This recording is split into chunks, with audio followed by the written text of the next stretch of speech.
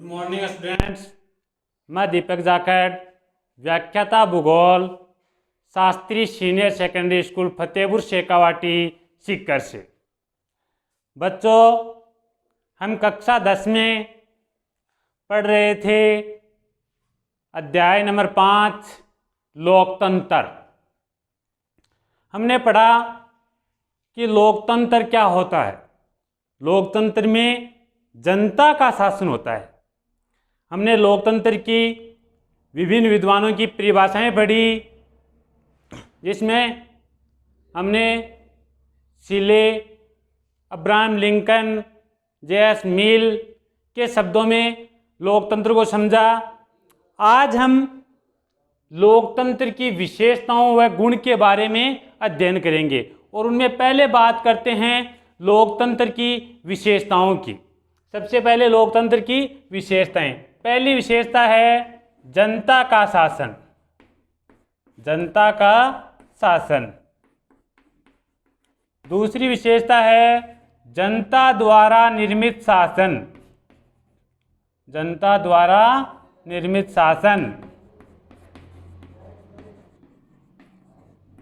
और तीसरी चीज है, तीसरी विशेषता है वो है जनता के प्रति उत्तरदायी शासन। जनता के प्रति उत्तरदायी शासन। चौथी विशेषता है वो है लोकतंत्र। चौथी विशेषता है लोकतंत्र शासन साधन है, साध्य नहीं। साध्य नहीं। पांचवी विशेषता है लोकतंत्र एक विकासशील शासन है। एक विकासशील शासन है। ये 5 विशेषताएं हैं। इनमें पहली विशेषता से लेकर तीसरी विशेषता तक आपकी एक परिभाषा जो आपने अब्राहम लिंकन के द्वारा दी गई लोकतंत्र की परिभाषा पढ़ी थी। उन्होंने क्या कहा था? जनता का, जनता के द्वारा, जनता के लिए शासन क्या कहलाता है? लोकतंत्र कहलाता है। और उनकी इसी परिभाषा से, एक परिभाषा से आपकी लोकतंत्र की 3 विशेषताएं तैयार हो जाती हैं। उन्होंने क्या कहा था? जनता का शासन। शासन किसका है? जनता का। जनता द्वारा, किसके द्वारा निर्मित है? जनता द्वारा। जनता के लिए, यानी शासन किसके प्रति उत्तरदायी है? जनता के प्रति उत्तरदायी है। बात करते हैं हम जनता के शासन की। तो लोकतंत्र में शासन किसके हाथ में होता है? जनता के हाथ में। जनता का मतलब है संपूर्ण जनसमूह एवं संपूर्ण व्यक्तियों से है। उसके बाद जनता द्वारा निर्मित शासन। जनता किसको चुनती है? प्रतिनिधियों को चुनती है। किसको चुनती है? प्रतिनिधि चुनती है। और ये प्रतिनिधि किसको चुनते हैं? सरकार का निर्माण करते हैं। यानी इसका मतलब सरकार किसके द्वारा चुनी गई? जनता द्वारा। किसके द्वारा बनाई गई? जनता द्वारा। जनता के प्रति उत्तरदायी शासन। जनता द्वारा बनाई गई जो सरकार है वो किसके प्रति उत्तरदायी होती है? जनता के प्रति उत्तरदायी होती है। और अगर सरकार जनता के प्रति उत्तरदायी नहीं है, सरकार जनता की समानता को छीनती है, स्वतंत्रता को छीनती है, या फिर अन्य किसी प्रकार के जनता के अधिकारों का हनन करती है, तो जनता आने वाले चुनाव में सरकार बदल सकती है। इसका मतलब है सरकार किसके प्रति उत्तरदायी होती है? जनता के प्रति। चौथी विशेषता है लोकतंत्र शासन साधन है, साध्य नहीं। पहले तो बात करते हैं साधन और साध्य में क्या अंतर है। साधन और साध्य। साध्य होता है लक्ष्य, या फिर बोल सकते हो आप इसे उद्देश्य। उद्देश्य।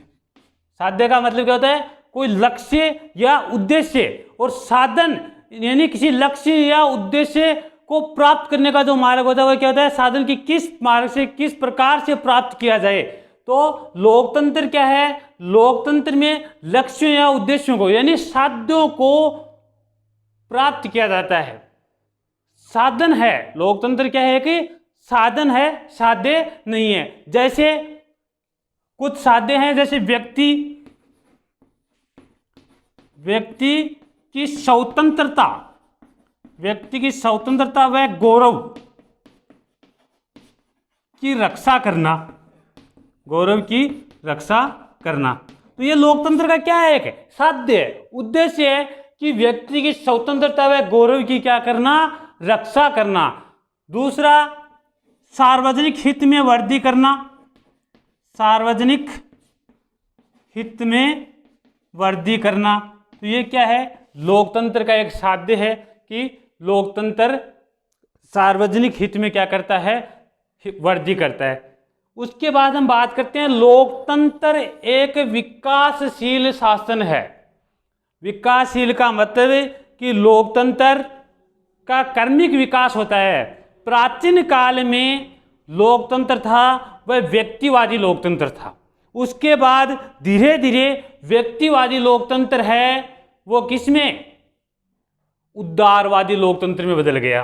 पहले कौन सा था? व्यक्तिवादी। व्यक्तिवादी से किसमें बदल गया? उदारवादी लोकतंत्र में।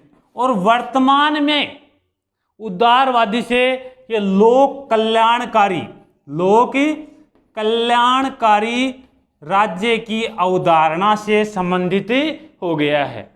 इसका मतलब है कि प्राचीन काल में लोकतंत्र राजनीतिक स्वतंत्रता, समानता व संवैधानिक साधनों पर बल देता था, लेकिन वर्तमान में लोकतंत्र आर्थिक व सामाजिक समानता व न्याय के सिद्धांत पर बल देता है। तो ये थी अपनी लोकतंत्र की विशेषताएं।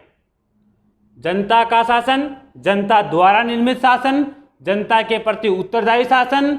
लोकतंत्र शासन साधन है, साध्य नहीं। लोकतंत्र एक विकासशील शासन है। उसके बाद हम बात करते हैं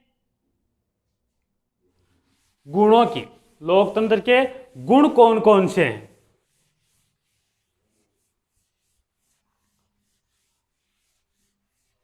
कुछ विद्वानों ने लोकतंत्र के बारे में, बरक जैसे विद्वान हैं, उन्होंने लोकतंत्र को लज्जाहीन धारणा माना है। तो लोवेल जैसे राजनीतिज्ञों ने लोकतंत्र को एक उत्तम शासन व्यवस्था माना है। और ऐसे मतभेदों को दूर करने के लिए क्या है, लोकतंत्र के कुछ दोष और कुछ गुण इस अध्याय में दिए गए हैं। और हम पहले बात करते हैं लोकतंत्र के गुणों की। और गुणों में पहला गुण आता है सार्वजनिक हित में वृद्धि। सार्वजनिक हित में वृद्धि। दूसरा,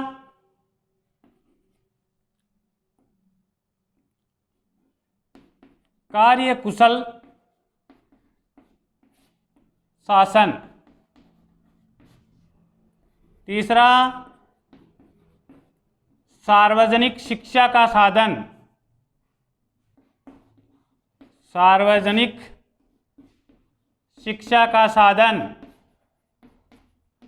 और चौथा है नैतिक शिक्षा का साधन। नैतिक शिक्षा का साधन। पांचवा है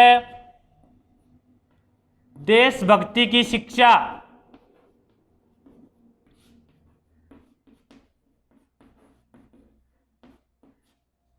छठा है क्रांति से सुरक्षा।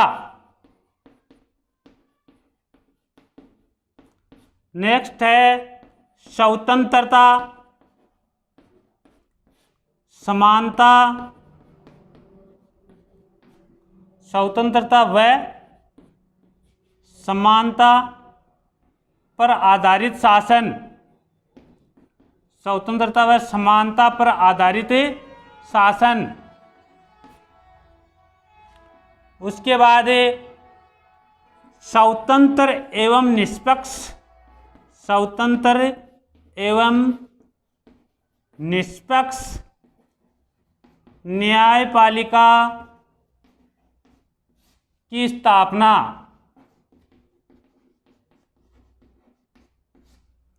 उसके बाद जो नेक्स्ट आता है वह है कला, साहित्य, संस्कृति व विज्ञान के क्षेत्र में योगदान, वह विज्ञान के क्षेत्र में योगदान। नेक्स्ट है वो है संविधानवाद में आस्था, संविधानवाद में आस्था।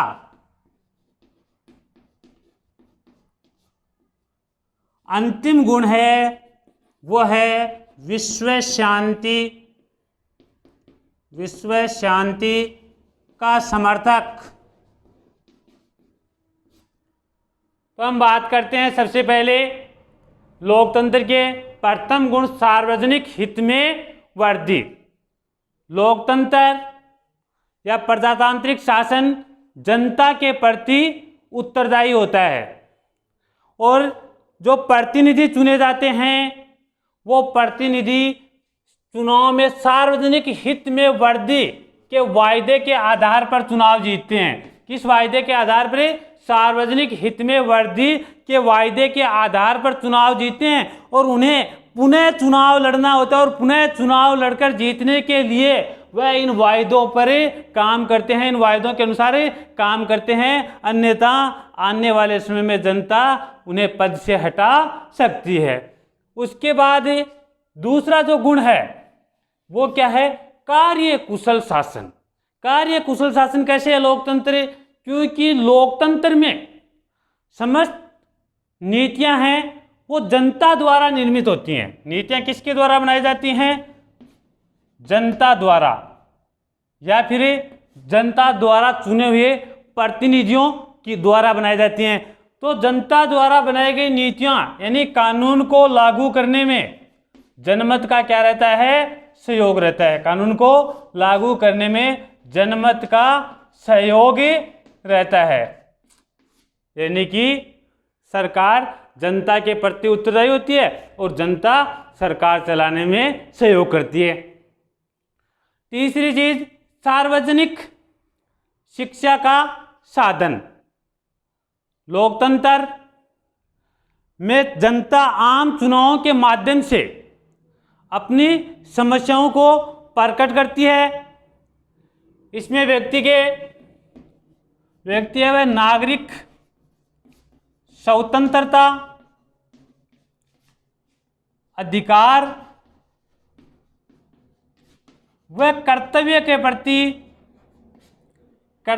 प्रति जागरूक हो जाता है और नागरिक का अधिकार व कर्तव्य के प्रति जागरूक होना ही गेटेल ने लोकतंत्र को, इसी गुण के कारण लोकतंत्र को नागरिकता की शिक्षा प्रदान करने वाला स्कूल कहा है। किसने? गेटेल ने। क्या कहा है? लोकतंत्र को नागरिकता की शिक्षा प्रदान करने वाला स्कूल।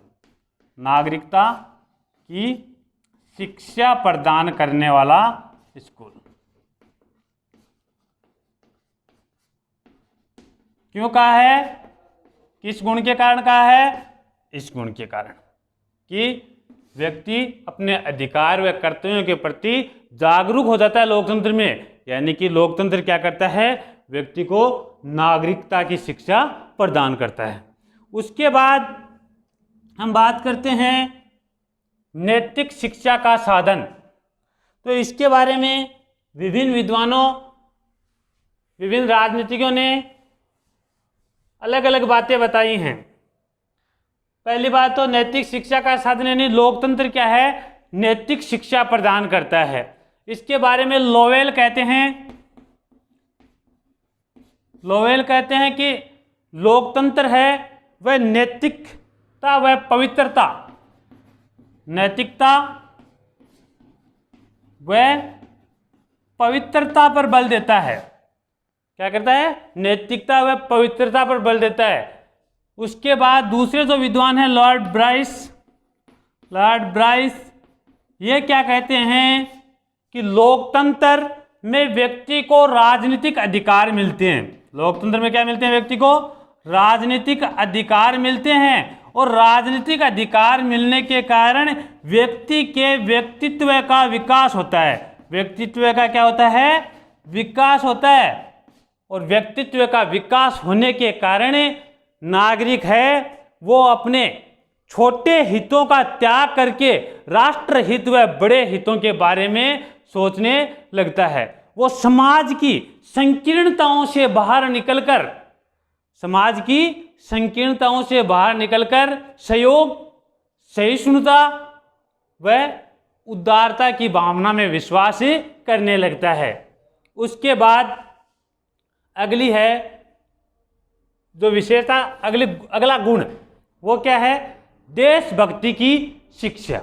लोकतंत्र में जनता में देश के प्रति प्रेम पाया जाता है। इसके बारे में भी J.S. मिल ने कहा है। किसने? J.S. मिल। और J.S. मिल क्या कहते हैं कि लोकतंत्र है वो देशभक्ति की शिक्षा को बढ़ावा देता है। लोकतंत्र क्या करता है? देशभक्ति की शिक्षा को बढ़ावा देता है। और ये बात कौन कह रहे हैं? J.S. मिल। उसके बाद हम बात करें क्रांति से सुरक्षा, तो राजतंत्र है, कुलीन तंत्र है वह अन्य शासक वर्ग के जो शासन है उसमें क्रांति होने की संभावनाएं अधिक बनी रहती हैं, जबकि लोकतंत्र में इसके विपरीत क्रांति की संभावनाएं नहीं रहती। क्यों नहीं रहती? क्योंकि लोकतंत्र में अगर सरकार अपनी मनमानी करने भी लग जाए तो उसे निश्चित कार्यकाल होता है। जैसे भारत में 5 वर्ष का कार्यकाल है अधिकांश सरकारों का, तो 5 वर्ष के बाद क्या है? जनता अपने चुनाव के माध्यम से सरकार का क्या कर देती है? परिवर्तन कर देती है। तो उसमें क्रांति की आवश्यकता नहीं पड़ती। तो इस प्रकार लोकतंत्र क्या करता है? क्रांति से सुरक्षा करता है। उसके बाद स्वतंत्रता व समानता पर आधारित शासन। लोकतंत्र क्या है? स्वतंत्रता और समानता पर आधारित शासन है। लोकतंत्र में किसी भी व्यक्ति को धर्म, जाति, लिंग, नस्ल, वर्ण के आधार पर कोई चुनाव लड़ने या फिर किसी भी सरकारी अधिकारी बनने से नहीं रोका जा सकता। कहने का मतलब किसी व्यक्ति के साथ धर्म, जाति, लिंग के आधार पर कोई विभेद नहीं किया जा सकता। सबको स्वतंत्रताएं दी गई, समानताएं दी गई। विधि के समक्ष, कानून के समक्ष सभी क्या हैं? समान हैं। चाहे वह अमीर हो या गरीब हो, चाहे वह किसी भी धर्म का हो, चाहे हिंदू हो, चाहे मुस्लिम हो, चाहे वह किसी भी लिंग का हो, चाहे पुरुष हो, महिला हो, सबको क्या है? समान अधिकार प्रदान किए गए हैं। सबको समान स्वतंत्रताएं दी गई हैं। सभी को अपने विचार व्यक्त करने की स्वतंत्रता है। सभी को भारत में कहीं पर भी आने जाने की स्वतंत्रता है। ये बात भारत की है, लेकिन लोकतंत्र में भी ये होता है, सभी को क्या है? स्वतंत्रताएं प्रदान की गई हैं। उसके बाद हम बात करते हैं स्वतंत्र एवं निष्पक्ष न्यायपालिका की स्थापना। लोकतंत्र में क्या होता है? सरकार के 3 अंग होते हैं। एक होता है व्यवस्थापिका, एक कार्यपालिका और तीसरा क्या होता है? न्यायपालिका। राजतंत्र में जो न्यायपालिका है वो इनसे जुड़ी हुई होती है, व्यवस्थापिका और कार्यपालिका से, क्योंकि राजतंत्र में राजा है वही कानून बनाता है और वही न्याय करता है। लेकिन लोकतंत्र में क्या होता है? लोकतंत्र में न्यायपालिका निष्पक्ष व स्वतंत्र रखी गई है, यानी कि कार्यपालिका और व्यवस्थापिका के अत्याचार न्यायपालिका द्वारा जनता से हटाए जाते हैं। न्यायपालिका है वो व्यवस्थापिका और कार्यपालिका द्वारा बनाए गए कानून को अवैध घोषित कर सकती है। उसके बाद हम बात करें कला, साहित्य, संस्कृति व विज्ञान के क्षेत्र में योगदान। तो लोकतंत्र है वो कला, साहित्य, संस्कृति, विज्ञान के क्षेत्र में पूर्ण सहयोग करता है, जबकि अधिनायक तंत्र में इस पर क्या रखा जाता है, नियंत्रण रखा जाता है। और जब कला, साहित्य, संस्कृति और विज्ञान के क्षेत्र में नियंत्रण रखा जाए तो इनका विकास होना संभव नहीं है। उसके बाद संविधानवाद में आस्था। अगला गुण कौन सा है, संविधानवाद में आस्था। संविधानवाद में आस्था का मतलब है कि लोकतंत्र है वो स्वेच्छाचारी शासन के स्थान पर, स्वेच्छाचारी शासन के स्थान पर विधि के शासन, यानी संविधान द्वारा निर्धारित किए गए शासन, विधि के शासन में विश्वास करता है। इसमें विधि के शासन में विश्वास करता है कि संविधान द्वारा जो बनाया गया कानून होता है संपूर्ण जनता पर, चाहे वह सरकार का कोई भी अधिकारी हो या फिर एक आम नागरिक हो, सबके लिए वही मान्य होता है। उसके बाद विश्व शांति का समर्थक।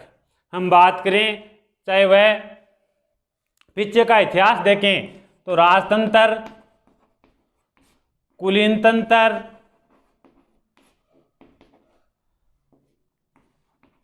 अधिनायकवाद, इन्होंने हमेशा ही विश्व शांति को खतरा पैदा किया है। इन्होंने क्या किया है, विश्व शांति को खतरा पैदा किया है, क्योंकि राजतंत्र, कुलीन तंत्र, अधिनायक तंत्र ये किस में विश्वास रखते हैं, ये रखते हैं सैनिकवाद,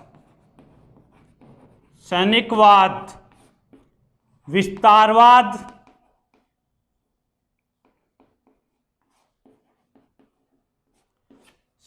विस्तारवाद और कठिन विदेश नीति में विश्वास रखते हैं। जबकि लोकतंत्र है वो शांतिपूर्ण